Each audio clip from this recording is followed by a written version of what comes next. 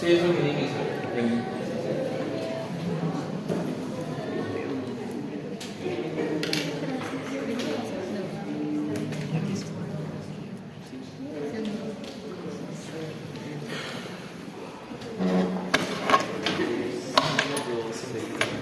¿Trajiste tu cero o no? El delegado. ¿No funciona? No, para pasarlo, ¿no? Ahí tengo. Solamente necesito para retrocederlo.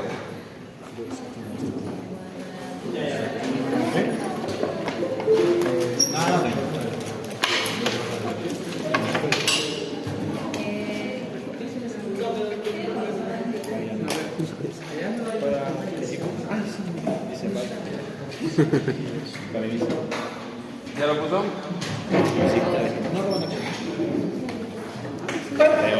Ocasionalmente. ¿Ya más? Pero no retrocede. El botón de... Ah, doctor, ese es... Creo que es porque tiene el lápiz sobre la tableta. Ah, no, no es. Eso lo diré que... Doctor, pruebe otro botón. Creo que esto no lo puedo hacer. Ya, no hay problema. Ya, sácalo nomás. Sácalo nomás. No funciona. Ya. Sí. Yo lo diré que...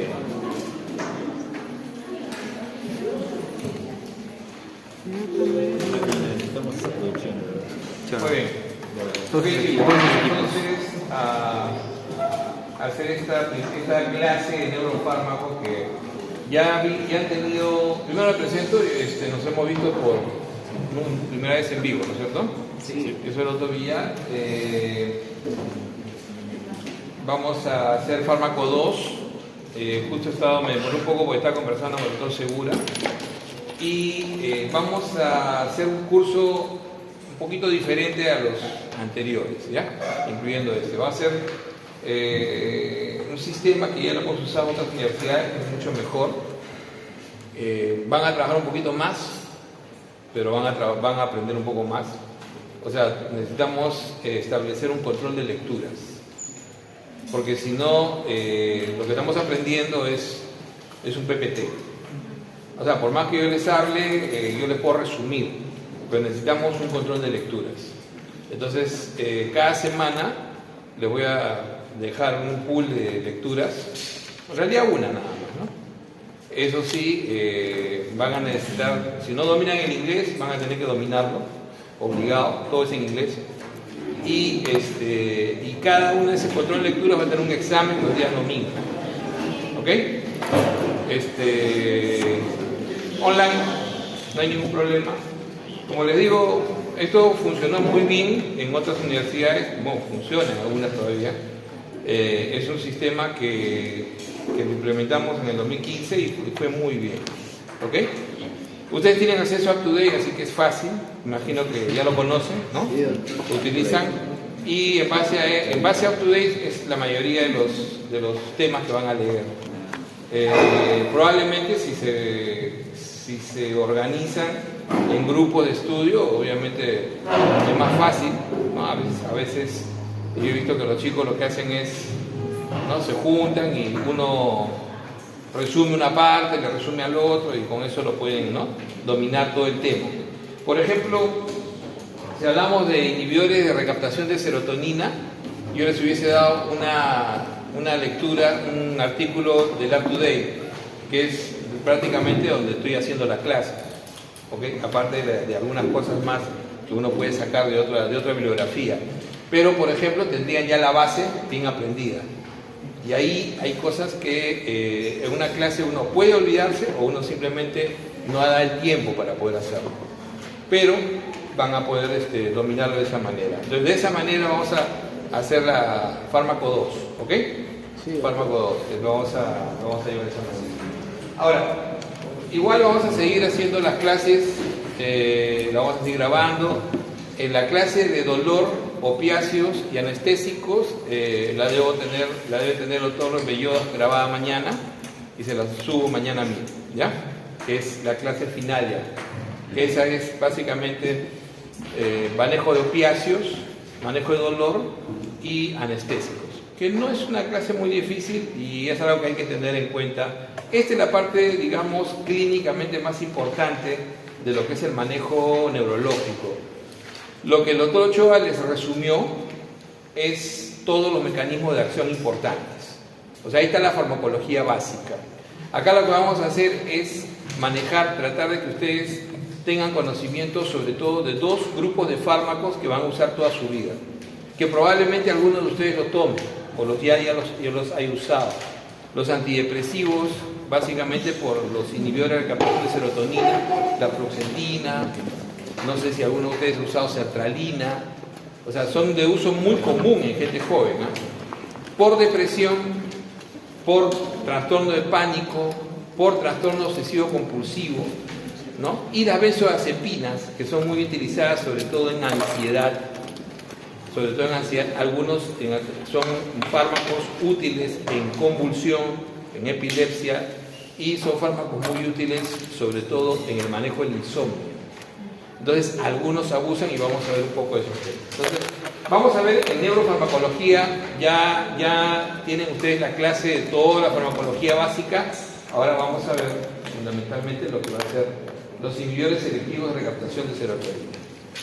Estos fármacos irrumpen en el mundo en los años 80, ¿no? Y son un grupo de fármacos que cambió un poco la historia del manejo de la depresión, que era algo que venía acaeciendo muy fuerte en el primer mundo, en el mundo industrial. Uno de los principales problemas que se suscitan en los 70 es una ola de suicidios, que hoy en día todavía es algo muy intenso en el primer mundo y en nuestro país también se ha incrementado bastante, ¿no? Hay países que tienen tasas de suicidio muy altas, especialmente en gente joven. Hasta esa fecha, hasta los años 80, 82, se utilizaban antidepresivos tricíclicos, que no es que no sean importantes revisarlos, ya están ahí, su mecanismo de acción los tienen ahí en la primera clase. El problema de los antidepresivos tricíclicos son sus efectos adversos, sobre todo colinérgicos, los efectos adversos que hacen a veces difícil manejar a una persona joven. Darle a una persona mayor que probablemente ya tenga que controlar otro tipo de problemas es más fácil, pero a una persona joven darle un tricíclico que lo tiene somnoliento, que le produce algún deterioro cognitivo y además de síntomas, ¿no?, extrapiramidales, ya era un poco más complicado. Entonces viene este grupo de fármacos con una capacidad de control sobre lo que era el déficit de serotonina. Por eso se llaman inhibidores selectivos de la recaptación de serotonina, que era importante. Entonces bloquean un receptor básicamente, ¿no?, para poder hacer que no se recapte en forma rápida y de tal manera que permanezca en el espacio mayor cantidad de tiempo la serotonina y ejerza esos efectos. Entonces, vamos a hablar sobre todo de la fluoxetina, ¿ok?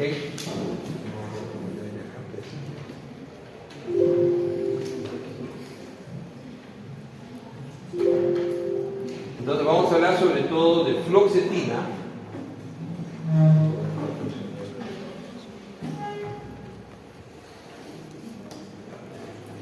Vamos a hablar sobre todo de fluoxetina, vamos a hablar sobre todo de sertralina y vamos a ver la diferencia que hay entre en estos fármacos que se usan más en gente joven, fluoxetina y sertralina, versus citalopram y escitalopram, que son fármacos que utilizamos más en adultos mayores. Entonces, cuando hablemos de adultos mayores y depresión, ¿cuáles van a ser los fármacos que más vamos a utilizar? Citalopram y escitalopram. Y en gente joven la elección es y sobre todo fluoxetina. La fluoxetina fue llamada el happy pill, ¿no?, la píldora de la felicidad. Hubo un famoso portada de Newsweek del año 88, si mal no recuerdo, donde ponen, ¿no?, el happy pill, sale la pastilla, ¿no?, de lo que era, ¿no?, la fluoxetina, que comenzó a tener a pasar de más de 10 millones de personas en uso en Estados Unidos en ese momento, incluyendo el presidente de ese momento, Clinton, utilizaba la misma píldora, el Happy Pill. Entonces son agentes de primera línea ¿para qué? Depresión. Acuérdense que la depresión llega a atacar cerca del 5% de la población general. Y hay países donde llega hasta 20% de la población con cuadros importantes de depresión. Entonces tiene una prevalencia muy alta, una prevalencia muy alta. Entonces, ¿por qué se utilizan mucho los inhibidores de recaptación? Eficacia, sí, pero también, sobre todo, tolerabilidad. Acuérdense, tolerabilidad y seguridad. Sobre todo en lo que eran las sobredosis. Okay. Otras indicaciones hay que tener en cuenta, también se utilizan en severos trastornos de ansiedad, pero no la ansiedad común, severos trastornos de ansiedad, trastornos alimentarios que en la gente joven es muy frecuente, ¿no es cierto? Bulimia y anorexia, ¿no es cierto? Los llamados TOCs, los TOCs son los trastornos obsesivos-compulsivos, ¿no? Las sertralinas son especialmente útiles ahí, y el estrés postraumático. Recuerden que el estrés postraumático en nuestro país es algo muy frecuente, ¿no? El estrés postraumático, por ejemplo, ¿cuántos de ustedes han robado un celular? Varios. Y después de que te asaltan, quedas con estrés. Hay gente que queda con estrés postraumático después de cualquier evento de violencia que pueda enfrentar, ¿ya? Eso es lo importante. Entonces, recuerden que en el humor, básicamente, la noradrenalina, la serotonina y la dopamina actúan, pero sobre todo se van imbricando entre ellos. Por eso que hay otro grupo de antidepresivos, que son los antidepresivos atípicos, que tienen efecto también sobre serotonina y sobre noradrenalina. Por ejemplo, la duloxetina, ¿no? Son drogas también muy útiles hoy en día, pero que se utilizan sobre todo a nivel psiquiátrico, o sea, a nivel de manejo especializado. Entonces, ¿qué cosa van a utilizar más ustedes como médicos generales, que es lo que vamos a formar? Inhibidores de recaptación, que es algo que no necesitas buscar un psiquiatra para tú prescribirlo, si lo conoces bien. Primero es hacer el buen diagnóstico y darle un tratamiento de la manera adecuada. Entonces yo siempre les digo, no es necesario buscar ninguna especialidad para que uno pueda utilizar un fármaco, ¿ok? Salvo que tenga una indicación específica. Entonces, la serotonina nosotros sabemos que es un neurotransmisor, sobre todo liberado, ¿no? a nivel del RAFE, el tronco encefálico, es ahí la mayor producción. La neurotransmisión serotoninérgica involucra al menos 14 diferentes tipos de receptores de serotonina pre- y postsinápticos. Entonces vamos a tener una variedad de receptores, vamos a ver cuál va a ser el problema ahí. Y todos los inhibidores de recaptación disminuyen potentemente la acción de la bomba presináptica de recaptación. Todos, hasta un 90%. De ahí su potencia. De ahí la capacidad que tiene para poder controlar los síntomas. O sea, inhiben hasta un 90% todas las bombas presinápticas de recaptación de serotonina. Eso es importante, ¿ya? Además de eso, esto que va a generar que más tiempo la serotonina esté disponible en la sinapsis. Como les decía, básicamente al no recaptarla, vas a tener más tiempo en la sinapsis, aumenta la ocupación del receptor postsináptico y de serotonina. ¿Cuál va a ser el riesgo ahí? Que el agotamiento al final, ¿no? Ahí va a haber al final la tolerancia, o sea, ese va a ser el problema a largo plazo. Vamos a ir viendo cómo se maneja ella. La inhibición de recaptación no parece, a pesar de eso, ser suficiente. Si no, sería la solución. No va a ser suficiente, pero es una de las mejores terapias hoy en día. Pero no va a ser siempre suficiente. Por eso que aparecen después aquellos que tienen acción mixta, no solamente sobre serotonina, sino sobre norepinefrina, como les decía, los atípicos, que son más de uso especializado. Entonces, generalmente la inhibición de la recaptación ocurre poco después de iniciar el tratamiento, pero tiene un periodo de latencia para que se vean los síntomas, para que se vea que realmente la persona está siendo bloqueada, va a demorar semanas.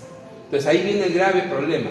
Uno puede prescribir fluoxetina a un paciente y el paciente dice, doctor, estoy igual. Sí, pero tiene que esperar, o sea, uno tiene que explicar que esto demora, puede demorar 2, 3 semanas. Al igual, va a haber un problema en retirar el medicamento, se llama síndrome de retirada. O sea, también al momento de retirar el medicamento, el paciente puede tener un efecto de rebote con los síntomas que tenía, incluso más intensos que antes.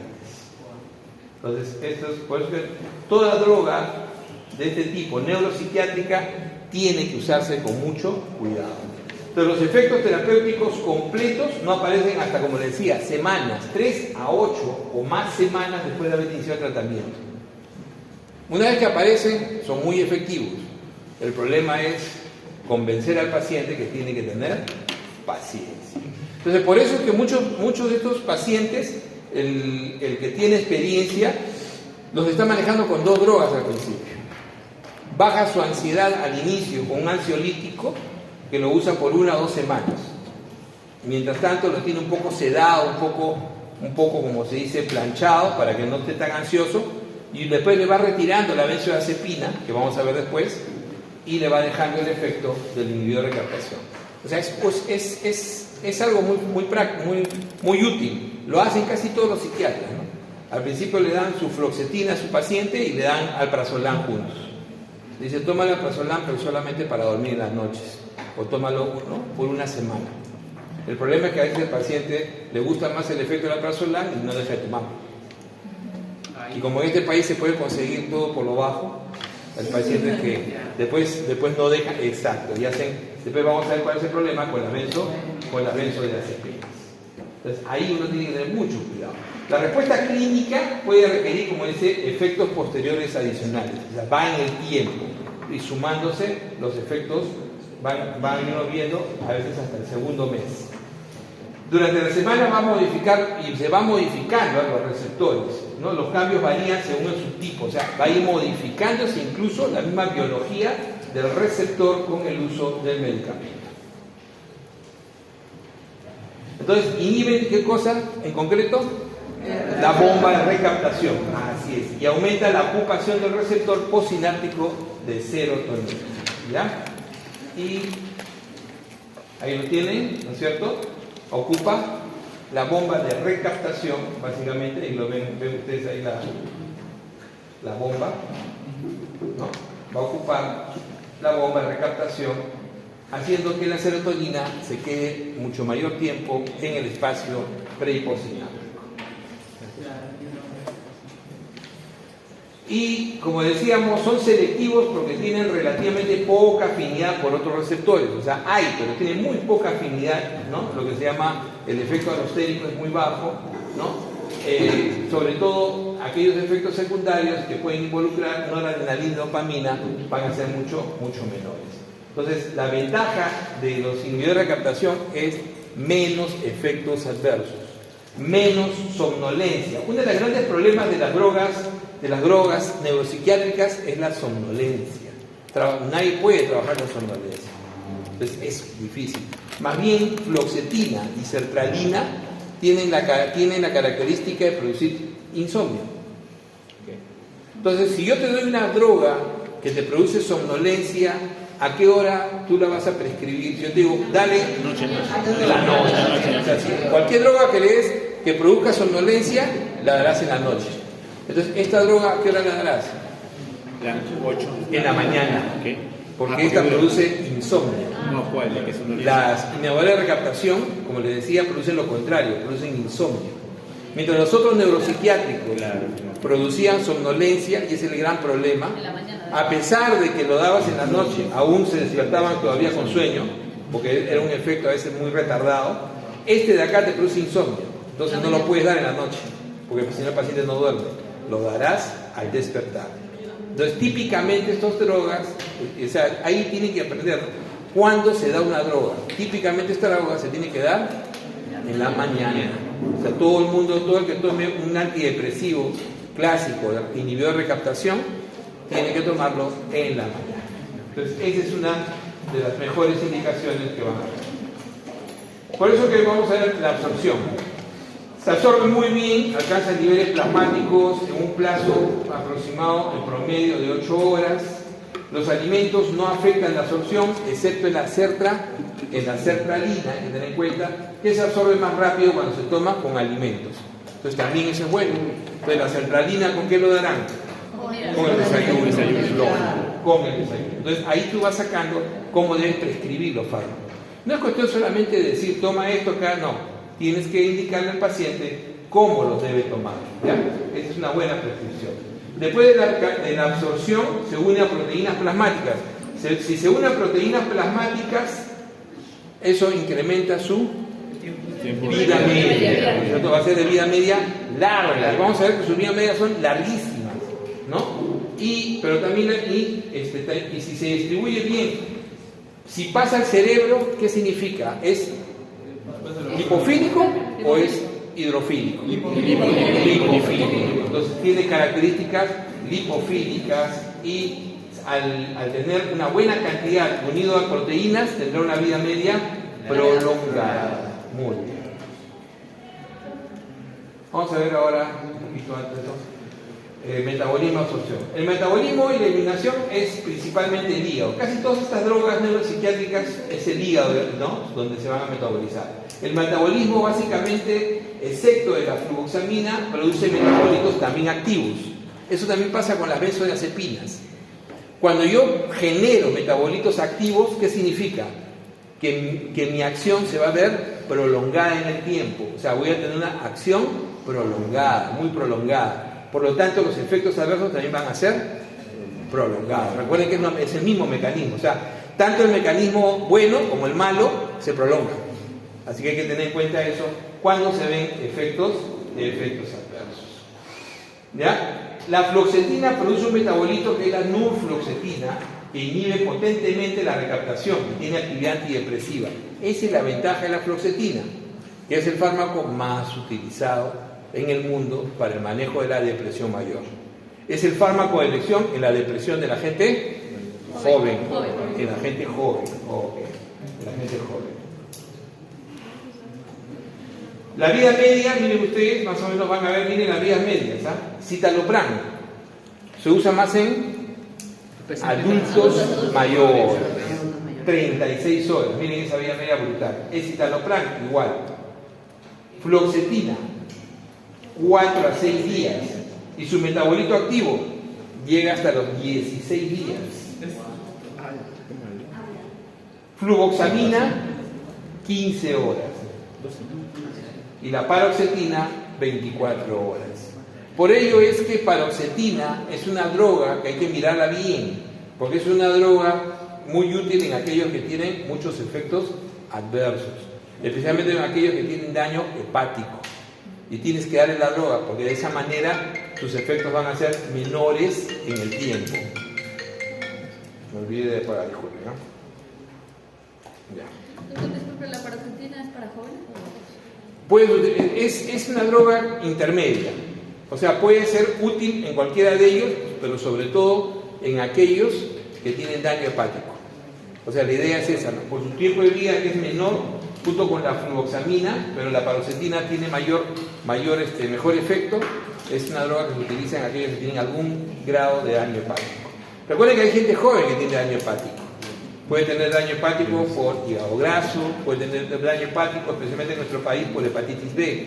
Recuerden que la causa más frecuente de cirrosis en nuestro país no es alcohólica, es hepatitis B. Y eso se adquiere en la, lamentablemente, juventud, porque la hepatitis B es una enfermedad de transmisión sexual. Es una enfermedad de transmisión sexual. Y miren la sertralina, las 32 horas.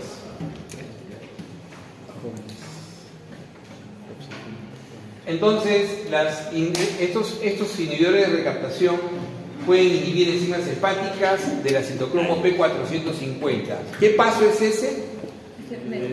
Primer paso. Es el paso fundamental del óxido reducción, ¿no es cierto? Entonces, si yo entro en ese sistema que metaboliza otros medicamentos, ¿qué voy a producir? Muchas interacciones. Es droga que también tiene muchas interacciones. Recuerden ustedes que en el caso de gente joven, esto quizás no tenga mucho problema, porque no usan más drogas. ¿Dónde va a ser el mayor problema? Personas que tienen otros. Así es. Por eso que citalopram y el citalopram tienen menos efecto sobre esto. Son los que menos efecto tienen, por eso que son más útiles en adultos mayores. Generalmente un adulto mayor, una persona mayor de 60 años, está usando en promedio hasta 3 drogas al día, de diferentes tipos, ¿no? Puede ser cardiológica, puede ser para sus problemas urológicos, etc. Pero son drogas de uso crónico, ese es el problema. ¿Cuándo se llama polifarmacia? 3 o más, ¿ok? Tengan en cuenta. Yo cuando recién estudiaba medicina, en los tiempos inmemoriales, ¿no? Empezamos con 7. Cuando hice la residencia se decía 5. Hoy en día es 3. Yo creo que de 3 ya no baja, ya, pues sería un chiste ya, ¿no? No va a ser polifarmacia con una droga, ¿no? Pero básicamente esto se basa en que los estudios en el riesgo de interacciones. Se basa sobre todo en el riesgo de interacciones. Entonces, citalopram y citalopram inhiben menos lo que le decía, ¿no? Estas enzimas hepáticas que otros, y por eso que es ideal para quién, para adultos mayores, que son justamente los que más posibilidad. Por eso que las drogas, la farmacología es importante. Esto es farmacología clínica, porque conocer cómo es tu droga, tú dices, esto es ideal para el adulto mayor. O sea, conociendo cómo es su metabolismo, tú puedes tomar una decisión terapéutica adicional. Vamos a ver entonces las indicaciones. ¿Para qué indicas un inhibidor de captación? Sobre todo, ¿para qué? Sobre todo trastornos depresivos. Recuerden que hay trastornos depresivos menores y mayores. ¿Ok? Trastornos depresivos. Ok. Trastornos obsesivo-compulsivos. Sobre todo la sertralina y la paroxetina. Son los que más se utilizan en el TOC. ¿Ok? ¿Ninguno de ustedes ha tenido TOC? No me mientan, ¿no? Prevalencia 10% en el Perú. Así que por lo menos uno de cada 10 de ustedes ha tenido un TOC. ¿No? Lo más clásico es asociado a los videojuegos. No duermen y siguen. Ya ven. Yo he sido TOC en mi época, ¿no? Pero ¿Qué play? ¿Qué play? TikTok. Eso también produce compulsión, también es una variante. El trastorno de pánico es muy frecuente entre los jóvenes. Ojo, es muy frecuente entre los jóvenes. Una expresión clásica del trastorno de pánico es la hiperventilación.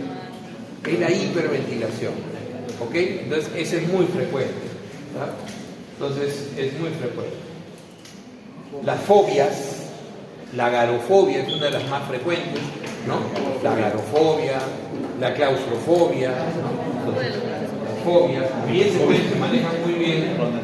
Y la bulimia nerviosa.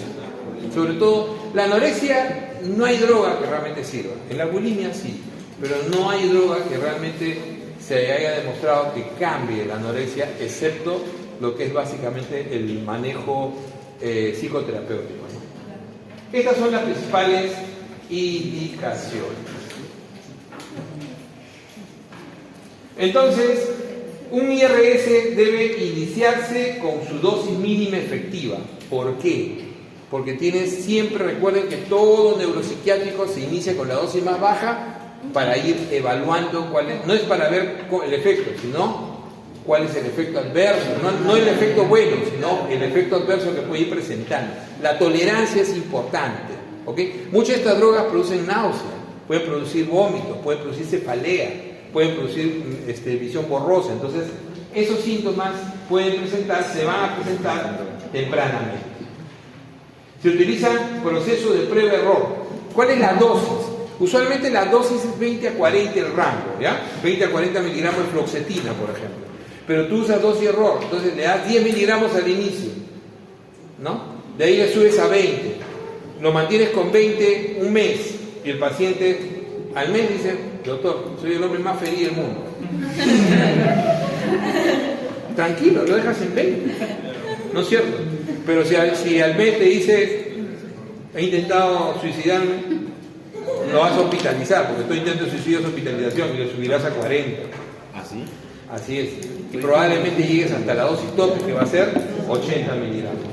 O sea, todo intento de suicidio es sinónimo de hospitalización. Nunca se debe manejar sin vigilancia. Estas son las dosis inicial habitual. Miren ustedes, tienen la dosis inicial habitual. Hablábamos de la fluoxetina, 20. Hablábamos del tope, la dosis extrema, rango, máximo 80. Yo no les voy a mentir, haber tenido varios pacientes con 80, pero yo siempre he tenido mi duda por la calidad de la droga. Porque cuando he tenido pacientes con 80, que cuando compraron el original, que ahorita se me ha ido el nombre, ¿alguien se acuerda? El original ¿De qué? de la fluoxetina. Se me dio el nombre ahorita. Se me dio el nombre ahorita del original de la fluoxetina. A ver, ¿quién lo busca ahí? ¿Nadie tiene su Medscape? Prozac. El famoso Prozac. Prozac. Ahí está. Entonces yo me acuerdo, el primer paciente que le cambié a Prozac, le dije, ¿puedes comprar? Doctor, a mí la plata me chorrea. Allá. O sea, un blister, o sea, digamos ya, una caja de 30 de fluoxetina de marca, con una marca X, ¿no? Del mercado, de nuestro mercado puede llegar a 100 soles. La sertralina no baja de 400 soles la caja. Entonces no es fácil, ¿no? Tú puedes conseguir fluoxetina, la caja de 30 a 10 soles. A 10 soles, una caja de 30. Mientras que Prozac, lo mínimo que vas a conseguir, que alguna vez he visto, es 330 soles. Normalmente les cuesta 400, 450 soles. Pero les digo, es lamentable lo que pasa en nuestro país, porque he tenido pacientes con 80 que después se quedaron con 20 de Prozac. Con el mismo efecto. Con el mismo efecto. Habiendo controlado con 80, tomaron, obviamente le dije, toma 40, y comenzaron a sentir, doctor, tengo mucho, no duermo, allá, baja 20. Yo todavía me siento como antes, o sea, como cuando tomaba 80, con 20. Pero con 20. Entonces, es lamentable, pero hay drogas que ustedes pueden no tener ese cuidado, que puede ser para el dolor abdominal, un antiácido, pero este tipo de drogas son claves, ¿no? Estas drogas van ¿a dónde? Al cerebro. Es igual que el antibiótico. El antibiótico no te puede jugar con una infección. Por eso yo siempre a mis pacientes les decía, ¿sabes qué? Con una infección no te juegas. Tienes que romper el chanchito, vas a tener que comprar el original. Porque tu copia no va a servir nada. Va a servir muy poco. Entonces, acá también es un problema que lo dejo a criterio, ese criterio de cada médico. La mayoría de los médicos en los hospitales dan lo que el hospital le da. O sea, cualquier cosa, ¿no? Compran cualquier cosa. Entonces, siempre traten de ofrecerle lo mejor a sus pacientes. Lamentablemente, yo creo que de repente cuando ustedes ya sean médicos, de repente ya cambió el sistema. Vengo diciendo eso hace 10 años, ¿no? Ojalá, cuando ustedes sean médicos, creo que he empeorado, no mejorado, ha empeorado. Pero bueno, pero no pierdo la esperanza. No pierdo la esperanza. Vean ustedes, estas son las drogas, ¿ya?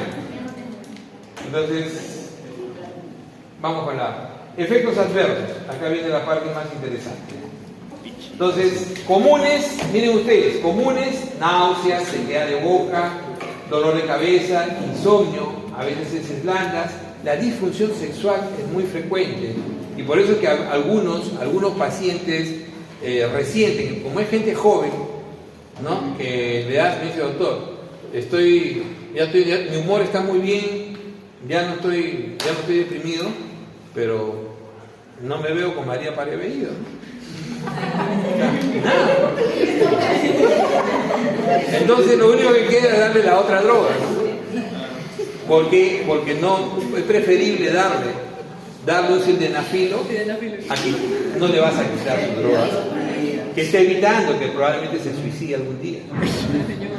Es obvio, ¿no es cierto? Por eso que el sildenafilo, los inhibidores de la 5-fosfodiesterasa son una bendición. en ese sentido. En ese sentido, ¿no? Hay pacientes que por su medicación crónica inevitable van a tener estos efectos adversos, disfunción sexual. Es igual con aquellos que usan hipotensores. Los que tienen hipertensiones severas usan hasta 2, 3 drogas y siempre van a tener disfunción sexual. Ese es el gran problema. Somnolencia es mucho menor, sudoración y temblor. Andrea, ¿cómo sabes? Hay una cosa que es interesante, miren. Puede aumentar el riesgo de hemorragias, fracturas, mareos y síntomas extrapiramidales. Y la hiponatremia. ¿Por qué una droga puede producir hiponatremia? ¿Saben lo que es hiponatremia? ¿Sodio? Ya. ¿Han hecho algo en eso? Sí. ¿Cuál es la causa más frecuente de hiponatremia? Secreción inadecuada de hormona. Es una de las grandes causas de secreción inadecuada de hormona antidiurética son drogas. Pregunta de examen. Esta ha sido pregunta de examen. Esta ha sido pregunta de examen en residentado, ¿no? Inhibidor de captación de serotonina es un grupo de drogas que puede generarte síndrome de secreción inadecuada de hormona antidiurética. Recuerden que SIHAT también se puede llamar SIAD, secreción inadecuada antidiuresis. De inadecuada antidiuresis, ¿ok? Entonces ahí tienes esa posibilidad. Ahora, ¿quiénes son los que más sufren hiponatremia? Los adultos mayores, los adultos sin tener ninguna enfermedad, los adultos mayores. Por lo tanto, en ellos utilizar drogas neuropsiquiátricas que puedan generar SIHAT siempre es un riesgo adicional. Sobre todo si han tenido accidentes cerebrovasculares, infartos cerebrales, sobre todo si tienen demencia. Entonces, a veces en la demencia, sus mamás dicen, mi paciente tiene demencia, pero también está deprimido, le dan un antidepresivo. Yo le digo, si tu paciente tiene demencia y ya está en su cama ni se levanta, ¿para qué le quieres dar antidepresivo? Ya ni siquiera es el ser humano que tú conocías, no tiene sentido. Y lo único que le ha generado, ¿qué cosa es? Hiponatremia. Casi lo matas por hiponatremia. Vale la pena cuando se empieza la demencia, no hay droga que la detenga hoy en día. Pero la demencia, el gran problema con la demencia es que cuando recién empieza, aparecen efectivamente dos posibilidades. Puedes hacer cuadros psiquiátricos, psicosis, o puedes hacer cuadros de depresión. Y ahí sí vale la pena, cuando el paciente todavía está al inicio de la enfermedad, pero no cuando está postrado, sí.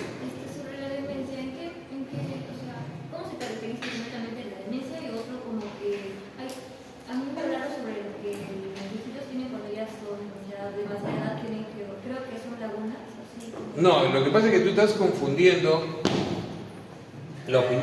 una opinión con algo, con un concepto, ¿ya?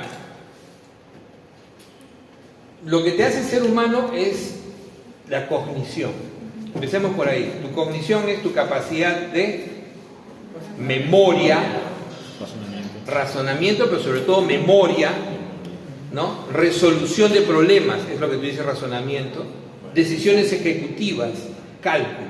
Esa es básicamente tu cognición. Eso es lo que nos hace seres humanos. No sea así. Entonces, cuando tú comienzas a perder la capacidad cognitiva, entonces entras en lo que se llama deterioro cognitivo. Los deterioros cognitivos ameritan siempre que tú descartes causas de fondo. ¿Qué te puede generar un deterioro cognitivo? De pronto yo tengo 58 años. Yo no tengo la edad para hacer demencia todavía senil, pero de pronto comienza a tener deterioro cognitivo. Tienes que investigar por qué estoy haciendo deterioro cognitivo. He comenzado a perder de la memoria, no me acuerdo el nombre, o no sé dónde, lo clásico, no sé dónde dejé las llaves del auto. Es más, hoy en día no sé dónde estacioné mi auto. Doctor, me ha pasado 2 veces, me dice, vengo porque 2 veces no sé dónde estacioné mi auto, me pasó 1 hora buscando mi auto. Ese es clásico. Entonces, el deterioro cognitivo es el inicio de una probable demencia, pero los deterioros cognitivos pueden ser adquiridos o primarios. Para que sea demencia tendría que ser primario. ¿Sí? ¿Cuándo puede ser? A ver, no conversen. ¿Cuándo puede ser adquirido? Un hipotiroidismo. ¿Conocen o no gente con hipotiroidismo? Hay un montón. Un hipotiroidismo te genera deterioro cognitivo. De verdad. Un hipotiroidismo. Hay drogas, por ejemplo, los que abusan de las benzodiazepinas, ahora vamos a ver. Hoy mi mamá toma alprazolam todas las noches para dormir hace 5 años. Hazle una prueba, se llama test de Fonstein. Eso lo pueden sacar, bajar y hagan la prueba, háganse ustedes la prueba, test de Fonstein. El test de Fonstein es el test básico de cognición. Solamente son 30 preguntitas, 30 puntos. Y de pronto van a ver que su mamá le sale con un puntaje, todavía no en demencia, pero ya en deterioro. ¿Por qué? Porque está tomando benzodiazepinas. Solamente por querer dormir, está fregado. La gente que duerme mal también hace deterioro cognitivo. Eso se llama el síndrome de apnea sueño, por ejemplo. Claro, no por estudiar, eso duermen bien. A fin de ciclo, ¿no? Entonces tienes que, ¿cómo te llamas, hija? Samantha. Tú eres la brujita. ¿Qué más? Samantha. Como te decía, hay una lista por lo menos de 20 diagnósticos que un internista tiene que descartar de deterioro cognitivo. Y si no encuentra ninguna causa, ni drogas, ni hipotiroidismo, ni apnea del sueño, si no encuentra ninguna causa de esas, entonces ahí recién hace una prueba y ve si está en el rango de demencia con un Fonstein o si está en el rango de deterioro. Existe una enfermedad que se llama deterioro cognitivo mínimo, que es el inicio probable de una demencia. Pero si ya está en el rango de demencia, menos de 25 puntos, dice, no, ya te hace, entonces los mandas a resonancia y chequeas. ¿Cuál es la causa más frecuente de demencia? Enfermedad de Alzheimer. Entonces, en el Perú también ya hay un estudio que demuestra que es la causa más frecuente de demencia. No, todo el mundo decía, no, ese es para los gringos. No, en el Perú también ya se demostró un estudio que hizo San Marcos y Cayetano en los años, me parece que fue el año 2015, 2006, un grupo de estudio de demencia se llama, hicieron un gran estudio en Lima y demostraron que la primera causa sigue siendo Alzheimer. Es Alzheimer también en el Perú. Entonces el Alzheimer lamentablemente no tiene teorías, pero no tiene cura, ¿no? El último medicamento que aprobaron no sirve para nada en realidad, pero te cuesta más o menos $250,000 el tratamiento anual. ¿Qué? Obviamente que si tienes plata y estás desesperado, piensas que te va a hacer bien, lo vas a comprar. Gran negocio, ¿no? Gran negocio. Pero como le digo, ese es el grave problema. ¿Qué vas a hacer con los pacientes con demencia real? Los que entran en demencia, como dices tú. Pero que realmente entran en demencia, hay gente que entra en Alzheimer muy temprano. Yo he tenido pacientes con Alzheimer con 45 años. Porque tienen un gen maldito, es un gen maldito, ¿no? Tienen el gen maldito, hay un gen prevalente en Alzheimer en algunas poblaciones mediterráneas, y el paciente joven comienza con su deterioro cognitivo. El paciente que hace con Alzheimer en 2 años ya no reconoce a nadie. Y sobreviven 5 a 10 años así. Por eso es que ahí viene la discusión, la gran discusión de la eutanasia. Porque durante 5 a 10 años ya no es el ser humano que conocías. No va a volver a reconocer a nadie. Es irreversible. O sea, el tratamiento de Alzheimer, cuando se llegue a descubrir, alguna vez se llega a hacer, es detener. Todo lo que se usa ahora es tratar de enlentecer, hacer más lento, ralentizar se llama eso, ¿no? Ralentizar. Ahora, ¿cuál es el gran problema con el Alzheimer? Que al principio todas las demencias, además de Alzheimer, existe la demencia frontotemporal. Por ejemplo, han escuchado de Bruce Willis, ¿no? Bueno. El actor, Bruce Willis. Sí. En los hospitales le decimos a un síndrome de Bruce Willis al paciente que ya debería estar muerto y no se muere. Duro de matar. ¿Te acuerdas la película? Duro de matar. Entonces cuando vayan al hospital le van a escuchar, no, ese paciente tiene síndrome de Bruce Willis. Ya debería estar muerto ya, pero no se muere. Ese será. ¿Ok?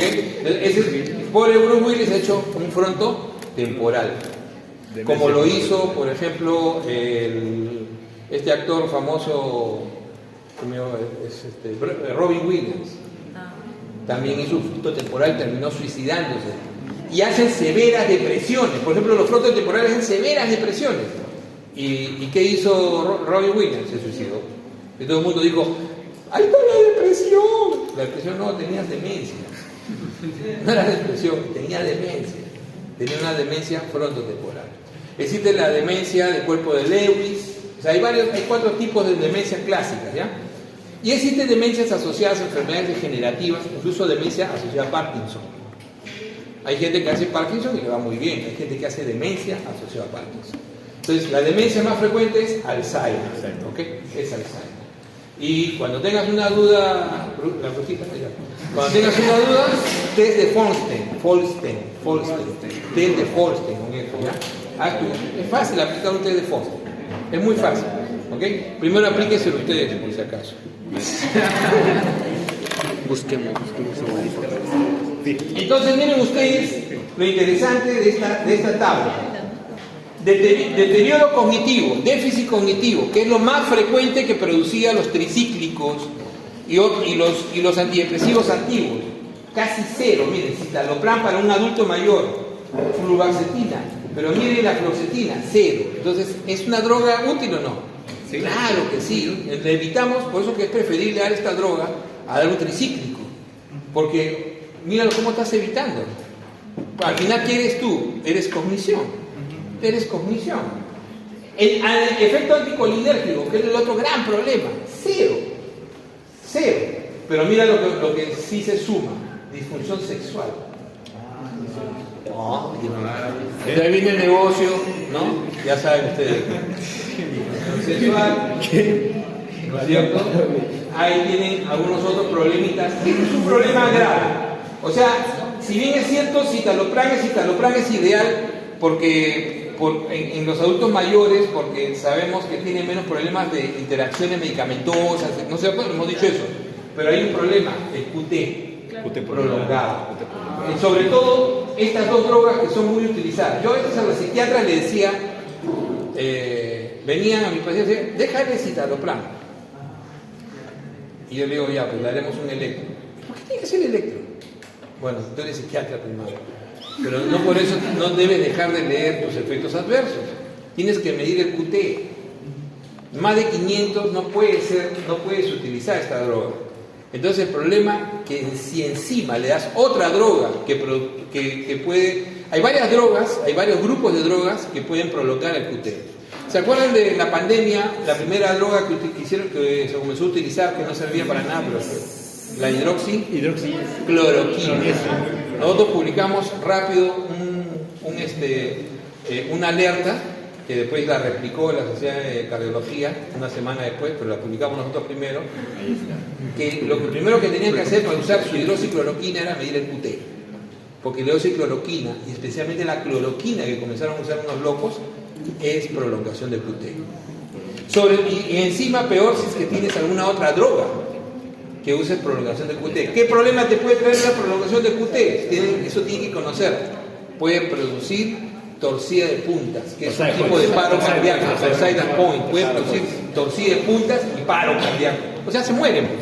Los matas solamente por darle un antidepresivo, por evitar que se suicide. Tú los matas. Es que en realidad es una iatrogenia, ¿no? Entonces, a todo abuelito que le van a dar citalopram, primero su electro y medir el QT. ¿Qué comenzaron cuando les dijimos eso a los psiquiatras del hospital? La fregamos, porque comenzaron a todos sus pacientes y le consulta carne. No, háganle que nosotros no tenemos electro. Pero pide un electro. No, pero tampoco sabemos medir el QT.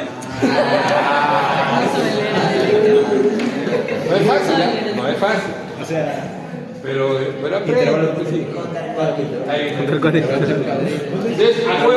acuérdense, disfunción sexual, que para alguna vez un alumno me dijo, doctor, eso no puede ser tomado como un problema. Bueno, a ti no te gustará el sexo, pero el medicamento no es para ti, es para tu paciente. Claro, o sea, puede ser que tú seas hermafrodita, no sé, pero al final ese no es tu problema, ¿no? No es tu problema. El problema es de tu paciente, ¿no? O sea, y ahí tienen ustedes cosas interesantes, ¿ya? Esta tabla que tienen aquí. El síndrome de retirada. De esto, de todas maneras, le voy a preguntar. Ahí vienen los grandes problemas. Los síntomas más frecuentes que acompañan al síndrome de retirada. Es que a veces los pacientes son gente joven, y dice, doctor, ya estoy bien ya, no voy a tomar toda la vida, no, generalmente les damos 3 meses, ¿no? Cuando tienen un cuadro de depresión menor, obviamente, no después de un intento de suicidio, ahí mínimo 2 a 5 años, pero si no, 3 mesecitos, ya mejoraste tu humor. Yo he tomado fluoxetina, claro, yo he tomado fluoxetina. Yo cuando hice la residencia, me vine, en esa época mi familia la tenía en una mina, la tenía en Sauder, en Hilo, en Toquepala, ¿no? Y me vine solo, dejando a mi bebita, dejando a mi hija, dejando a mis hijas, a mi esposa, me vine. Yo soy de Lima, pero me vine, igual dejaba a mi esposa, dejaba, ¿no? Y entonces yo chambeaba duro, y cuando de pronto hice mi rotación en psiquiatría, y el doctor Pablo Adán, que era el jefe, y había sido mi profesor de pregrado, me dice, oye Villar, me dice, tú no eres así, ven, vamos a conversar. Primero, antes de entrar a su oficina, salió y comenzó a mirar así. Ya sus síntomas paranoides se estaban notando. Después terminó con una esquizofrenia paranoide. Típico psiquiatra, típico psiquiatra. Y entonces y rápido me diagnosticó, estás deprimido. O sea, no depresión, pero estás deprimido. Y sacó de su cajón una caja de Prozac todavía. ¡Ah, la mierda! Era su alumno. Tenía que tener un buen... Tomé un mesecito y de verdad que me fue maravilloso.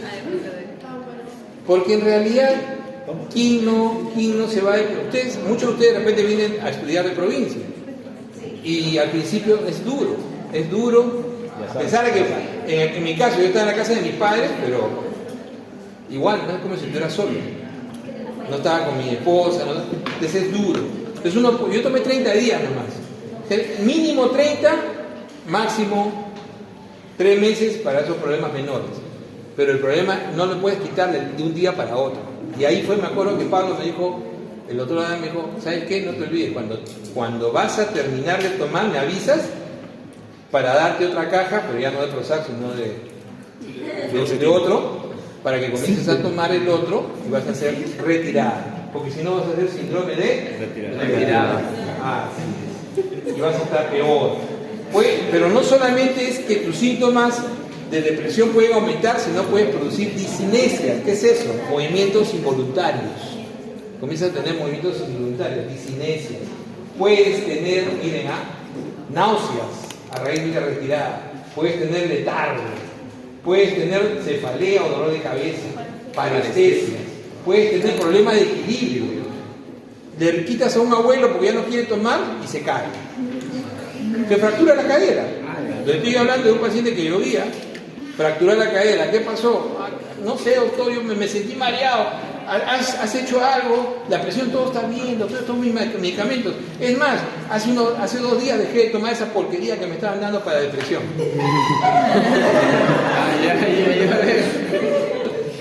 O sea, tomaste la mitad primero, una semana, después un cuarto. No, lo dejé tomar así de plano. Eso, ahí está, pues. Entonces me decía, oye, pero me estás exagerando. No he tenido nada, sí, estoy medio nauseoso últimamente. Claro, ahí tienes el síndrome de retirada. Lo que tienes que hacer es buscar el problema, sudoración, alteración del sueño. Entonces, ¿cómo debe ser la interrupción? Gradualmente. Gradual. Le estabas dando 40, le bajas a 20, 10, incluso 5 por unos 3 días. Generalmente cada quinto día se hace la bajada, de 5 a 7 días. Entonces tiene que ser gradual. ¿Tiene una repercusión si no deja tomar sus pastillas así como que se olvida? Bueno, que se olvide es muy frecuente, pero el asunto es que en ese periodo que deja un día y toma al día siguiente, como que no se nota mucho el problema. Generalmente se nota a las 48, 32 horas que dejó de tomar, o sea, absoluto, ¿no? No tan rápido como 24. Y generalmente se resuelve rápido, pero va a tener ese periodo 1 o 2 semanas con estas síntomas. Cualquiera de ellos puede causarle serios problemas. Entonces, como decíamos, parece las 24 a 72 horas interrumpidas. O sea, no es tan rápido, ¿ya? No, sí, ahora estamos hablando sobre los medicamentos antidepresivos en general, ¿verdad? O sea, no, solamente inhibidores de recaptación. Solamente inhibidores. Lo que quiero que todos los demás están en la clase del doctor Ochoa, ahí están todos los antidepresivos. Este es el que tienen que aprender sí o sí a usar. Este grupo. Y Este grupo, sobre todo este grupo y la benzodiazepinas. Son dos drogas que tienen que sí o sí saber usar. Una sobredosis, por ejemplo, rara vez causa la muerte. O sea, una sobredosis rara, es más, se necesitan hasta 30 veces la dosis normal para que un paciente tenga síntomas. O sea, realmente la toxicidad no existe, pero necesita dosis muy altas. No es mortal. O sea, nadie se muere suicidándose tomando su fluoxetina. O sea, puede entrar en estados de mayor efectos adversos, pero no grave. Así es. ¿Ya? Entonces, no es como otras drogas. Por ejemplo, los tricíclicos sí te matan rápido. Los tricíclicos sí te matan. Te producen arritmias severas, paro cardíaco, ¿no? Los barbitúricos, que eran las drogas iniciales de los años 50, te mataban inmediatamente, ¿no? Te mataban, era uno de los medios de matarse muy frecuentes. Acá no, acá se tomó sus 2 cajas y está con un poco de náusea, está con un poco de dolor de cabeza, está medio dormido. A excepción de citalopram, la sobredosis de hasta 30 veces, como decíamos, puede producir síntomas menores. ¿Cuál es el problema con citalopram y citalopram? Que puede generar QT prolongado. Ahí sí te puede matar. Entonces, en esas 2 drogas, que son muy útiles en ancianos, hay que tener cuidado, porque es así, te pueden generar QT prolongado y producirte torsión. Y paro cardíaco, obviamente. Casi todas las muertes por sobredosis implican dosis extremadamente altas o, sobre todo, que tomaron con otra droga adicional. Mezcla de drogas. Usualmente los casos investigados de muerte por toxicidad han sido con congestión o megadosis. Dosis demasiado altas.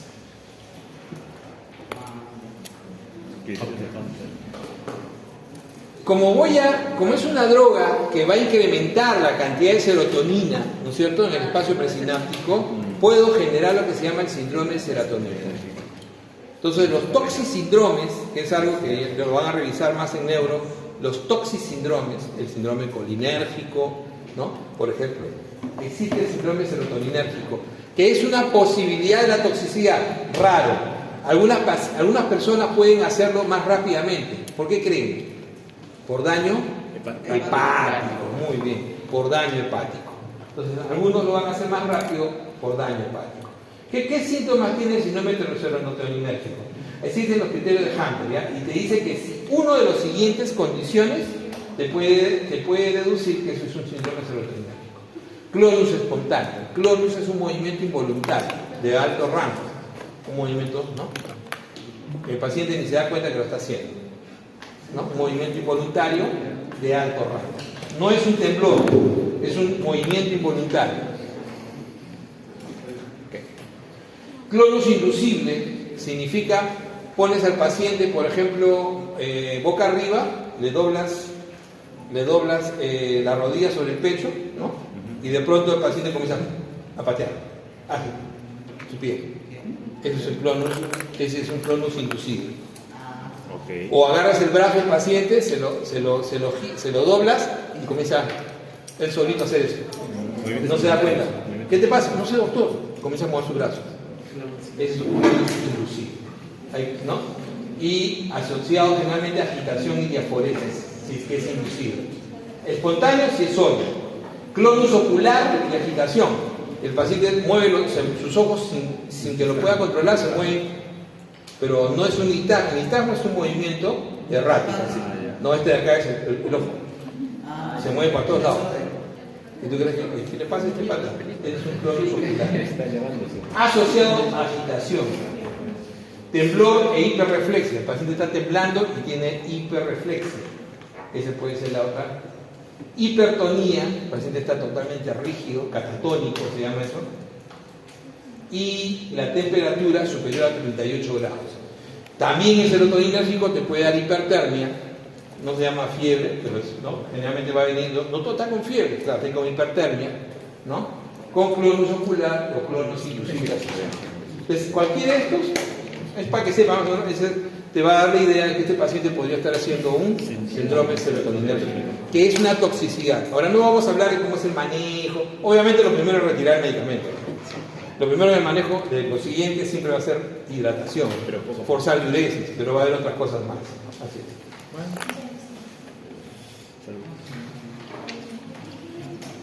Muy bien, entonces preguntas sobre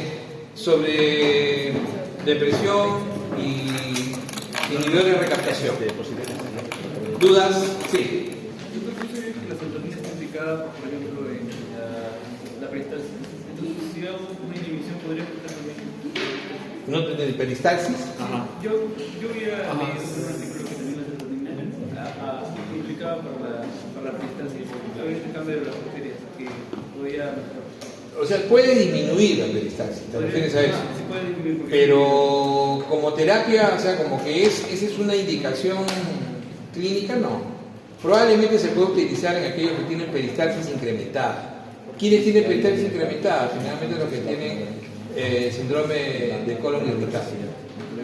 Entonces, en los pacientes que tienen colon irritable, muchas veces los antidepresivos, como estos, los inhibidores de recaptación, pueden, como se dice, disminuir la peristalsis, como sedar un poco el intestino.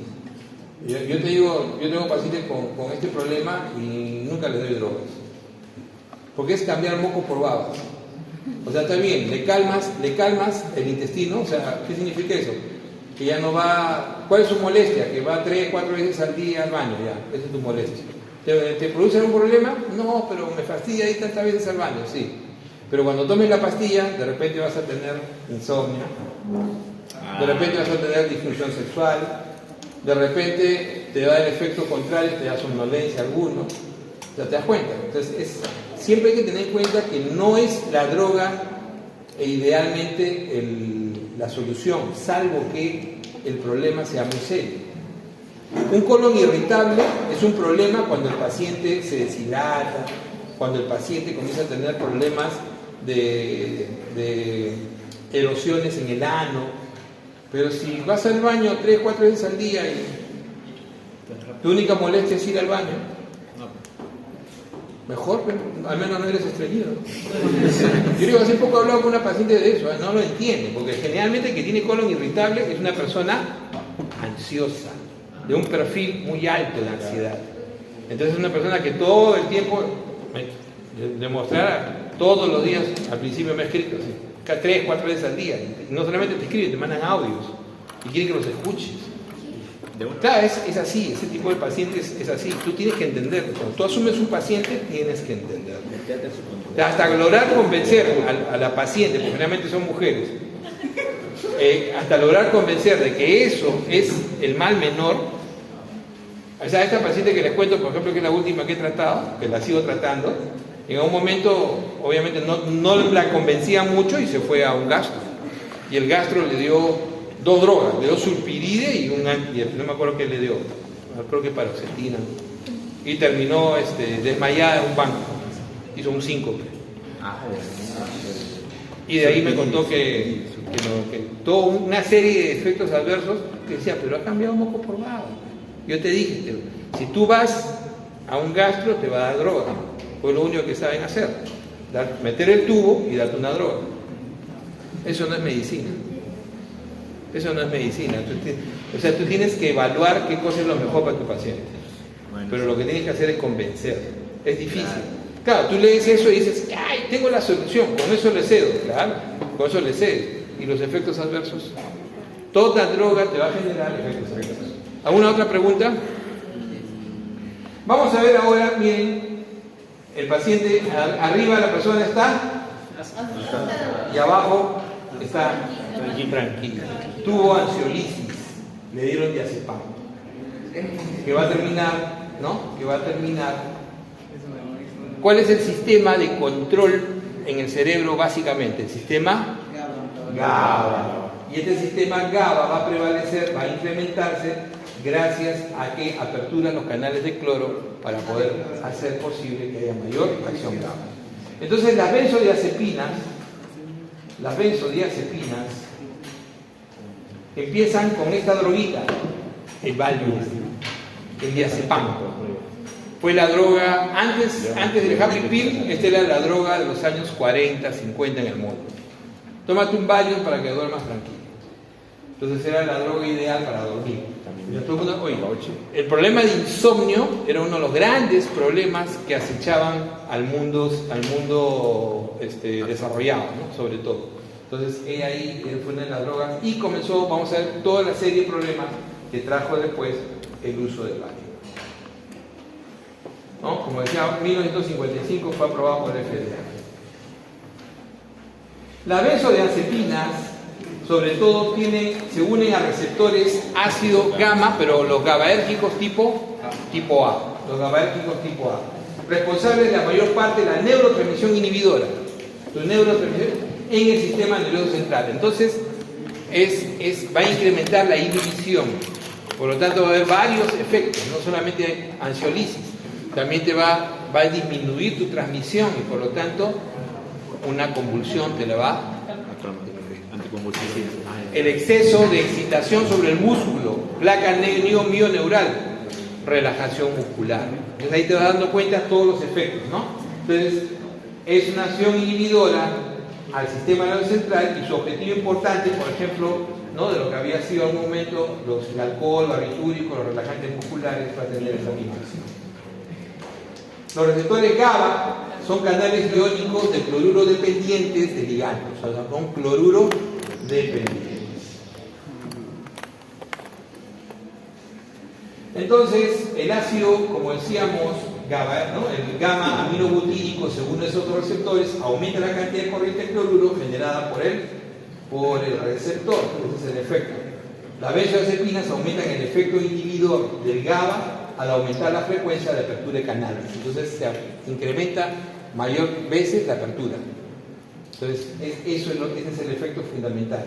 Mayor cantidad de veces se abre. Ese efecto inhibidor conduce a las propiedades ansiolíticas, hipnóticas, significa sueño, hipnóticas, anticonvulsivas y relajantes musculares de las benzodiazepinas. Entonces, las benzodiazepinas, como decíamos, hay receptores específicos, ¿no? BZ1, BZ2 y los GABAérgicos, apertura de canales, pero no es mayor cantidad de canales, sino mayor cantidad de veces el mismo canal se apertura. O sea, más tiempo. Más veces. No tiempo, no, más veces se abre. Pasa, no pasa, entonces lo va a aperturar más veces. Generalmente se clasifican en acción corta, acción intermedia y acción prolongada, ¿no? Hay al menos 3 determinantes de la velocidad de acción. Básicamente farmacocinéticos o no. Claro que sí. Vida media, tasa de absorción y lipofilidad, ¿no? Entonces la vida media es dependiente fundamentalmente de la excreción. En cambio, la tasa de absorción, obviamente la absorción misma, eso es biodisponibilidad. Y lipofilidad tiene que ver con distribución. Acuérdense siempre eso, distribución.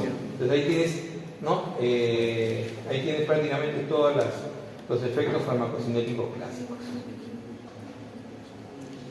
Entonces ahí tienen las drogas más importantes. Miren, ahí les he marcado la droga más usada hoy en día en el mundo, que es el alprazolam, el clásico alprazolam. ¿Cuál es la droga con la cual se mide la potencia? Después cuando veamos corticoides en el próximo ciclo, ahí les voy a decir cómo también igual hay grupos de fármacos que su potencia ansiolítica, por ejemplo, se mide en base a una droga. Una de ellas se le pone el puntaje 1 y todas las demás en función de ellas. Entonces, acá no es el diazepam, sino va a ser el lorazepam. ¿Como control? El lorazepam es la potencia estándar, potencia 1. Lorazepam. ¿Ok? Lorazepam. Entonces, para que vean ustedes la potencia, miren el diazepam, ¿qué potencia tiene? 5. Miren el clordiazepóxido, 10. Miren el alprazolam, 0,5. Potente. Por eso que el alprazolam se usa mucho. Como es suavecito y tiene un efecto ansiolítico importante. Entonces la gente lo toma, baja la tensión, algo de hipnosis y se duerme. Pero eso va generando con el tiempo que tolerancia. Con el tiempo va a generar. Miren, todos tienen metabolismos importantes sobre el grupo de citocromos, metabolitos activos, y la vía media de eliminación.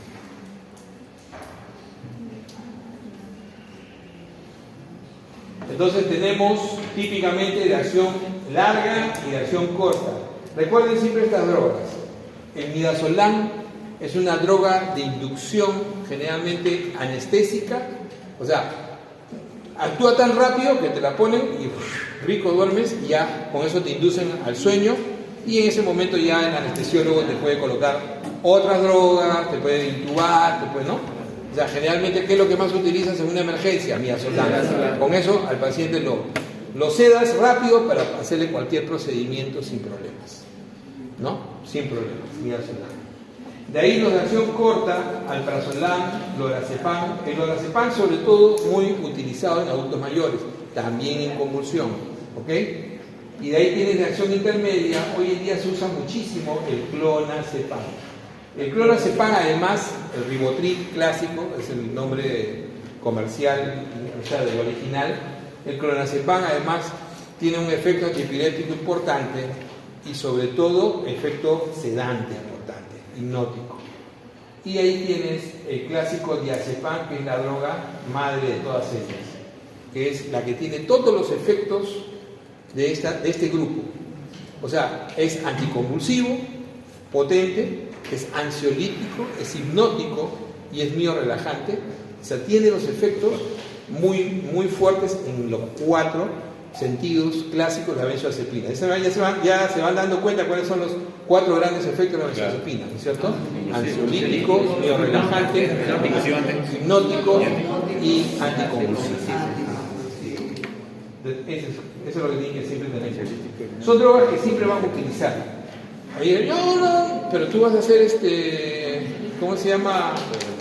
Vas a hacer procedimientos, vas a tener que aprender a usar tu midazolam, porque a todo paciente que le hagas un procedimiento vas a tener que saber cómo sedarlo, para hacer por lo menos los primeros 15 minutos te va a ayudar. Interacciones farmacológicas. Miren el problema, ahí el problema de las benzodiazepinas, ¿no? Pueden aumentar la concentración, ¿no? Aumenta la concentración de benzodiazepinas, todas estas drogas, ¿no? Mira, mezcla con inhibidores de recaptación.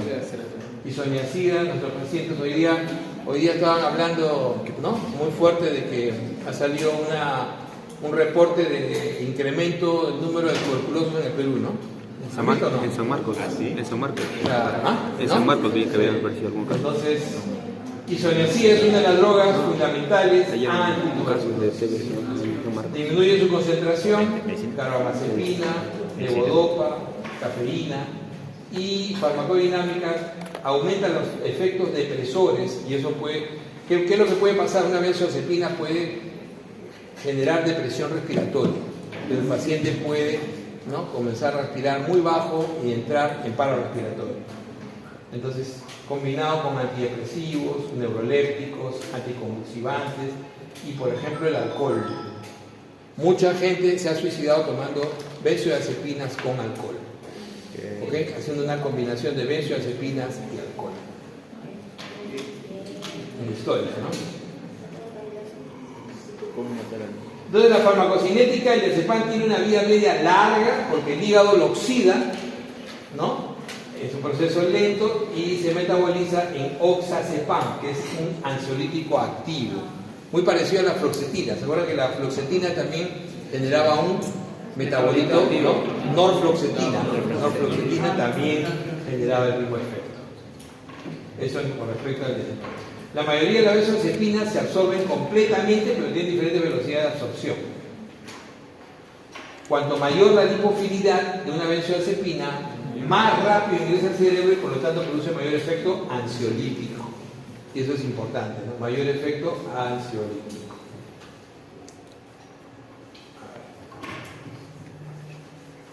La lipofilidad varía mayor de 50 veces en las benzodiazepinas. O sea, hay algunas que son muy lipofílicas, hay unas que son muy bajamente. Por ejemplo, el diazepam tiene alta lipofilidad, ¿no? Alta lipofilidad. Entonces hay algunas que tienen mayor lipofilia y otras, ¿no? El ejemplo, la alta lipofilia decía el diazepam. En cambio el lorazepam es menos lipofílico, por eso es que es preferido, ¿no?, en adultos mayores, para buscar menos sedación. O sea, lo peor que puede pasar a un adulto mayor que encima tiene el hígado ya disminuido en su función es que con los benzodiazepinas puede ser errático y puede sedarlo demasiado. Te dice, el abuelito duerme demasiado, ¿qué le das? Clonazepam. Ah, sí, que le han dejado su clonazepam para que duerma, pero el clonazepam le está dando vueltas todo el día. Entonces duerme en la mañana, duerme en la tarde. No sé qué tiene, doctor, todo el día duerme. Pero, ¿le dan algo? Ah, bueno, sí, su clonazepam en la noche. Entonces ahí tienes un claro ejemplo. Ahora, alguien me dirá, doctor, ¿y lorazepam? El problema es que darle lorazepam, ¿cuánto cuesta? Carísimo. Ese es el otro problema.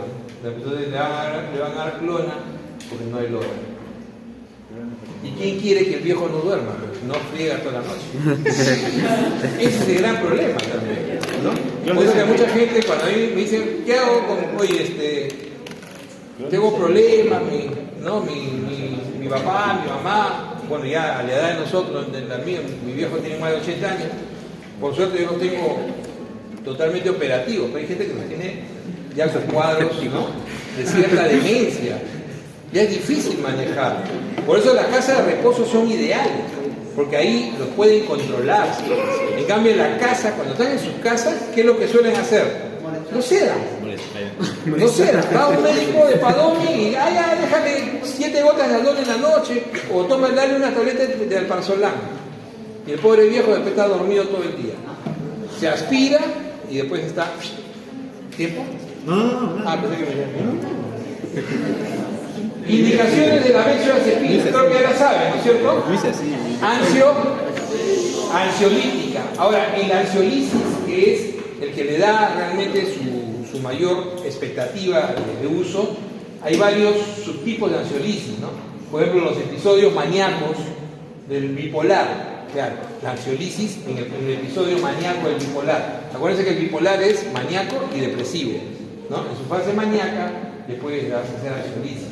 El síndrome de privación alcohólica es deprivación, ¿no? Ahí se ha separado. Es deprivación alcohólica, es importante, ¿no? Las personas que quieren dejar de tomar, ¿no?, y en ese periodo hacen severa ansiedad, ¿no? La situación psicomotriz, que a veces es muy frecuente en los adultos mayores, no es la mejor grupo de droga, pero hay que usarlo. El insomnio. Ahora, hay algunos que son más hipnóticos que otros. Lo ideal es que el mejor hipnótico es el que dura poco tiempo de acción. No puede ser muy largo su tiempo de acción. ¿Por qué? Porque si no te dejan con somnolencia al día siguiente. Entonces la idea es que duermas, pero que el efecto desaparezca a las 6 horas. De tal manera que al día siguiente estés totalmente operativo, ¿no? Entonces, en insomnio, ahí vamos a ver. O sea, ¿qué cosa tiene que ser? Hipnosedante o inducción anestésica. También, ¿quién es ideal en inducción anestésica? Los que son de acción ultra, en realidad se llama ultra corta, es ultra corta. Relajante muscular, es muy buen relajante muscular, ¿no? Hoy hay un grupo de fármacos miorelajantes, pero en realidad cuando uno quiere hacer una buena relajación muscular, las benzodiazepinas son mejores, ¿no? Sobre todo sobre aquellos chicos que tienen contracturas severas. Y la anticonvulsión, o sea, no es superado con nadie en el manejo agudo de la anticonvulsión. Agudo, no en el crónico. En el manejo agudo de la anticonvulsión, todas las demás drogas anticonvulsivantes demoran en actuar. No tienen un efecto inmediato, como sí lo tiene la del diazepam clásico o el lorazepam. Son los más utilizados, lorazepam y diazepam. Entonces, típicamente se utilizan en forma endovenosa, en forma intrarrectal, sobre todo en niños. Intrarrectal es la manera más segura de usarlo en niños, por ejemplo. Niño que convulsiona, diazepam intrarrectal. ¿Ok? Entonces además de eso, también son utilizados en forma crónica, sobre todo el clonazepam. ¿Ya? pero generalmente cuando se usan en forma crónica se los usa asociados a otras drogas, como asociación. Pero el efecto anticonvulsivo de la benzodiazepina sobre todo es en la etapa aguda, el control de esa epilepsia aguda, el paciente que viene convulsionando en emergencia. ¿Qué es lo primero que usas? Diazepam. Lo primero que usas es diazepam. Y cuando hay un término que se llama estatus convulsivo. Cuando el paciente no calma la convulsión, entonces ya le pusiste hasta 2 dosis de diazepam, vas a tener que utilizar midazolam. En dosis altas, en altas dosis de midazolam. Incluso en infusión continua, hasta calmar la convulsión. Ese es en el estatus convulsivo. Pero me hacen unas de acción ¿De ultracorta? Claro, pero lo vas a tener en goteo constante. Por eso se llama, ¿no?, midazolam en infusión, para calmar un estatus convulsivo. Ok, acá tienes, por ejemplo, droga por droga y las mejores indicaciones. Veamos, ¿ya? El alprazolam, allá arriba, clásico. Sobre todo es el más utilizado en trastornos de ansiedad y la agorafobia. ¿Qué cosa es la agorafobia? ¿Qué es la agorafobia? ¿Cuál? Altura. Eso no es. A la altura. No a ir a la sierra, a la altura. O sea, subir incluso no suben al segundo piso. Así. ¿Qué? Entonces, por ejemplo, ¿cuál es el problema con el alprazolam? Los síntomas de abstinencia pueden ser graves. Por eso que la gente no deja de tomarlo. Porque la gente que se habitúa a tomar alprazolam, de pronto deja de tomar un día y se desespera. Te llaman a las 3, 4 de la mañana, doctor, por favor, déjeme tomar otra vez el alprazolam, mándeme la receta. Pues no se la venden sin receta. Entonces tú le quitas la receta, el paciente entra en abstinencia. Y aquí vamos a ver algo, el síndrome de abstinencia. Es importante las benzodiazepinas. Entonces, el alprazolam, muy utilizado, miren el tiempo de vida media, típicamente oral. Clonazepam, otra de las grandes drogas utilizadas hoy en día, ¿no? Muy utilizada en adultos mayores. El clonazepam en realidad salió sobre todo para trastornos convulsivos al inicio, sobre todo, y para casos de manía. Sin embargo, se está utilizando mucho como ansiolítico. No debería ser usado como ansiolítico. No debería ser usado tampoco como hipnótico. En realidad, la gran utilidad del clonazepam siempre fue convulsión, como un auxiliar de la convulsión en la manía y en las cinetopatías. Pero sobre todo, como el ribotril era clásico, sobre todo un tipo de convulsión que es la convulsión mioclónica. Es ideal, es la mejor droga para la epilepsia mioclónica, por ejemplo, es el clonazepam. Sin embargo, está siendo muy utilizado en nuestro país como un ansiolítico por su vida media, es intermedia. El diazepam, que es el clásico, ¿no? Con la ventaja que el diazepam es intramuscular, es intravenoso y puede ser rectal y también oral. Intramuscular es un poco errática, su absorción es un poco errática, ¿ok? En el caso de la intrarrectal es básicamente usado de esa manera para niños, ¿no? Es usado así para niños. Sobre todo en una convulsión aguda siempre se va a utilizar en adultos en forma intravenosa. Nunca la usen intramuscular. Yo he visto ponerla mucho intramuscular y siempre he dicho que es muy errático. Trastorno de ansiedad, sobre todo cuando te dicen estado epiléptico, es la epilepsia aguda. La epilepsia aguda, ¿ok? Y sobre todo para premedicación anestésica es muy bueno porque es muy relajante, relaja y rápidamente produce hipnosis. Okay. Es el prototípico. De ahí tenemos el lorazepam. El lorazepam es más utilizado fuera de nuestro país que acá. Acá tiene un costo muy alto, ¿ya? No tenemos, incluso conseguimos muy raramente el intravenoso porque se utiliza mucho también en el control de convulsión. Es una muy buena alternativa para el control de convulsión aguda, ¿no? Pero es muy utilizado en el trastorno de ansiedad de los adultos mayores. Siempre recuerden eso, ¿no? Adultos mayores. Después el midazolam, recuerden que es medicación preanestésica, es ultra rápido, ¿no? Y el triazolam el triazolam es la droga ideal para el insomnio. ¿Ok? Su vida media es corta, 2.9, y eso le da la ventaja. 6 horas no te deja efecto, se llama residual. Eso se llama efecto residual. Clonazepam te deja efecto residual. Alprazolam te deja efecto residual. Diazepam te deja efecto residual. O sea, tómate para dormir al día siguiente, todavía estás medio, de repente no con sueño, pero estás medio castillo, ¿no? Así, medio bruto. Entonces, no sé por qué he dado mal mi examen. ¿Dormiste bien anoche? Claro, me tomé un alprazolam. O sea, ¿cómo vas a dar un examen cómo crees que tu cognición va a ser normal si estás todavía medio sedado, ¿no? O sea, el efecto residual que hay en la asunto. Entonces, sí, como le vuelvo a decir, lo ideal para cualquier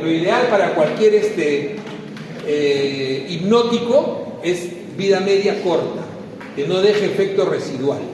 ¿Ok? Entonces ahí tienen el triazolam dentro de este grupo como ideal. Dependencia física. Eso es lo que decía, ¿no? La dependencia física. Ahí viene el gran problema. Dependencia física. Entonces, el uso crónico puede causar dependencia física, lo que se llama el síndrome de abstinencia. ¿Cuál era el problema en los individuos de recaptación? El síndrome de retirada. ¿Se dan cuenta? Ahí estamos viendo dos síndromes ya farmacológicos. Este es el síndrome de abstinencia. Okay. Y cuando hace toxicidad, el síndrome en los inhibidores de recaptación, síndrome es raro, pero puede darse. Entonces, el mecanismo molecular de dependencia física del uso de benzoacetina no está muy claro en realidad, ¿no? Se postula que es el hecho de que genera neoreceptores. La exposición crónica provoca una respuesta reducida al receptor GABA y hay cambios en la expresión de un subtipo de receptor, ¿no? GABAérgico tipo A, con exposición crónica a las benzoacepinas, lo que conduce a una respuesta inhibidora reducida. Recuerden que estos pacientes es como en el alcohol, tiene un efecto muy parecido en el alcohol. O sea, el paciente se desespera, entra en ansiedad intensa, sudoración, taquicardia, diaforesis. O sea, un síndrome de abstinencia no es cualquier cosa, es desesperación. El paciente se desespera, es capaz de ir y robar el medicamento, o sea, por suplir esa necesidad. Es en realidad orgánico, no es algo que esté en su cabeza. Hay una mayor expresión, como decía, de receptores glutagénicos excitadores tras la abstinencia. Ese es el principal problema en el síndrome de abstinencia. Entonces, el síndrome de abstinencia, como cualquier síndrome de abstinencia, ahora ya no puedes usar ansiolíticos. Porque cuando tú tenías síndrome de abstinencia en otras drogas, ¿qué utilizabas? Ansiolíticos. Y acá tienes síndrome de abstinencia por no vas a darle ansiolítico. Claro, le vas a quitar porque le da su droga, pero la idea es reducir la abstinencia. Entonces es más difícil el manejo, es mucho más difícil. Muchas veces se da, como decía, dosis menores, ¿no? Pero se tiene que buscar, en ese caso, hipnóticos más puros. Cuando tienes una toxicidad por benzoazepinas, ¿por qué es más frecuente? Recuerden que en inhibición de recaptación tú puedes tomar muchas drogas y no te pasa nada, ¿no? ¿Habíamos dicho eso o no? Sí. Pero acá no es tanto. Acá rápidamente entras en sueño, porque es un hipnótico. Rápidamente entras en sueño. Entonces, de pronto te traen a la prima, ¿no? A la emergencia, dicen, mi prima no sé qué le pasa, pero parece que se ha tomado estas pastillas. Y agarras y ves un blister de clonazepam de 2 miligramos, o sea, un cañón ahí. Se ha tomado 20 tabletas. Exacto. Entonces, primero es el ABC, o sea, tienes que ver que esté respirando. O sea, acuérdense, el ABC clásico es vía aérea, que tenga presión. O sea, primero te aseguras el ABC, ¿no? A, vía aérea, B, blood, ¿no? O sea, es circulación. Entonces, vas a ver si tiene presión. Entonces, una vez que esté el paciente estable, entonces le buscas su vía y le pones flumacenilo. El flumacenilo es Antagonista, así es una imida benzodiazepina que se comporta como un antagonista específico del receptor de benzodiazepinas, de los dos receptores, BZ1 y BZ2. Entonces, el flumazenilo viene en ampollas de 5 miligramos. Lo tenemos, bueno, ojalá que lo sigan teniendo, peleamos mucho por tenerlo siempre en el coche paro. Antes no lo teníamos que hacer receta y que lo traigan. Es muy útil porque el paciente cuando tiene la duda rápidamente te revierte. Entonces tú dices, ¿qué tomó? ¿Lo tomó o no lo tomó? Es ahí el problema. Claro, entonces a veces no es tan fácil como que te traen las tabletas y mira, todo está vacío, ¿no? A veces te dicen, simplemente lo encontramos así. Entonces ahí viene la duda, ¿no? Entonces tienes que saber. Hace la historia, sabe que tenía el Prazolam a la mano o tenía clonazepam a la mano, entonces te la juegas y dices, le ponemos flumazenil. El problema del flumazenilo que puede provocar arritmias cuando se pone muy rápido, hay que ponerlo lento, muestra gran afinidad por los sitios receptores GABA al que antagoniza de manera competitiva y disminuye los efectos alostéricos de la benzodiazepina. Realmente es impresionante, el día que lo puedan utilizar van a ver, ¿no?, cómo el paciente despierta, abre los ojos, despierta, al estar en un sueño profundo, incluso con hipoventilación, está ventilando muy, de repente comienza a respirar más rápido y se despierta. Entonces ese es el efecto antagonista de los efectos electrofisiológicos y conductuales de benzodiazepinas. Entonces ese es el antídoto, no se olviden, se aplica por vía endovenosa. Sí, ¿Cómo? El flumazenilo, si se debe poner lentamente, ¿en cuánto tiempo más o menos? Generalmente se debe poner alrededor de 2 minutos, es lento, Claro. lento. Acuérdate que bolo es, Claro. ¿no? Generalmente 2 minutos es la recomendación. Se pone lento, idealmente con un monitor. Idealmente, si el paciente se le puede monitorear, si se le puede poner un monitor electrocardiográfico, es mejor. De esa manera uno puede visualizar si realmente se genera una arritmia. Nunca he visto una arritmia usando flumazenil. He usado muchas veces, puede ser 100 de veces, pero yo he trabajado muchos años en emergencia y por suerte siempre hemos tenido flumazenil. Entonces, no es infrecuente en nuestro medio que una de las pastillas que más se utilice para intento, no de suicidio realmente, pero eso se llama gesto suicida. Los suicidas, escuchen esto, los suicidas saben qué cosa es efectivo y qué cosa no es efectivo. O sea, el suicida que realmente no quiere morir, pero es un gesto suicida, parte de la enfermedad, es necesario tratarlo, sí toma las pastillas, pero toma pastillas que sabe que lo van a poder revertir. Y una de ellas es, saben que la benzodiazepina tiene antídoto.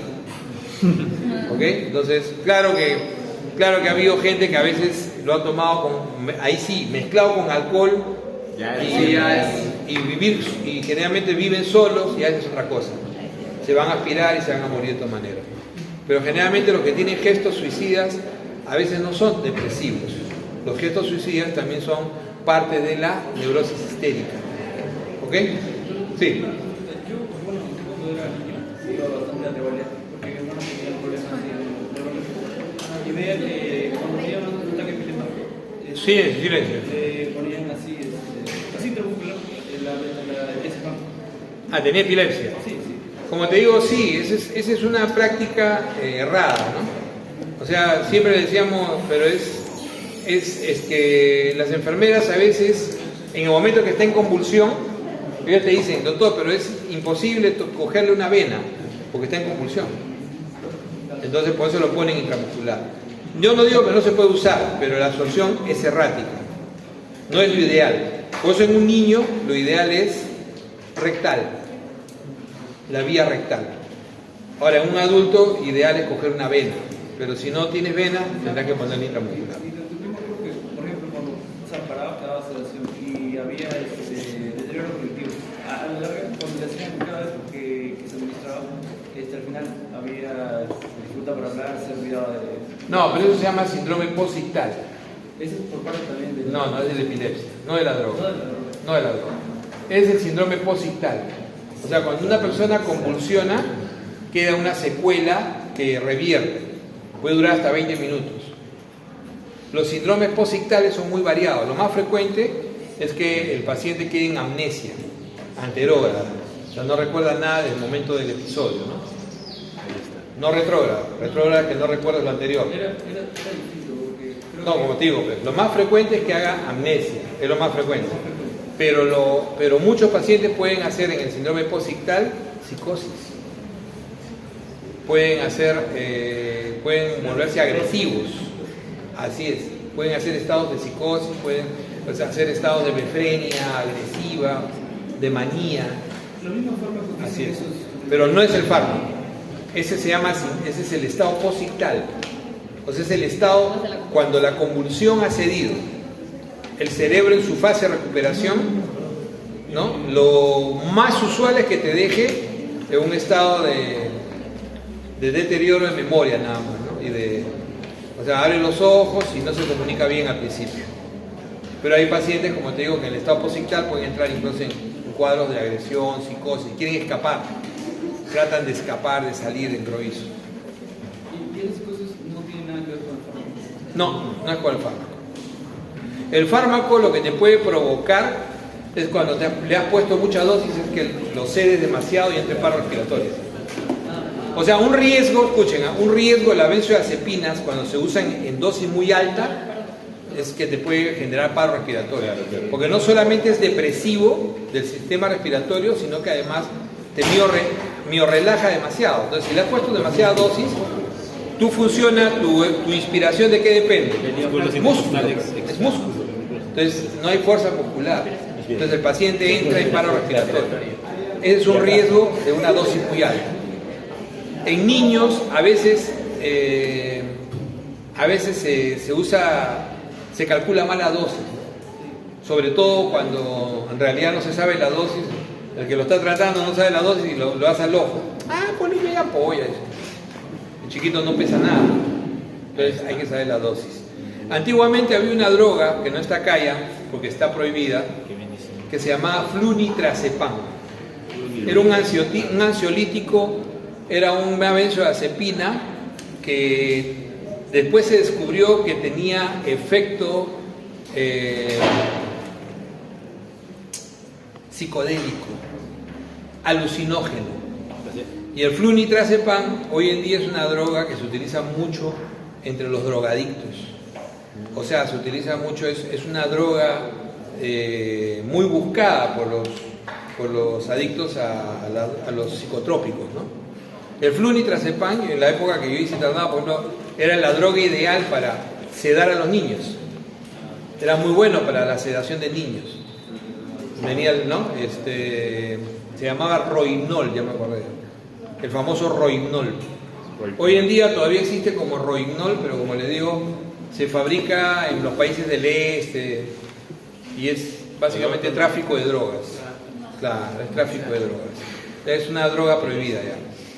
Bueno, chicos, empezamos de una vez. La siguiente. 5 minutos. Ya.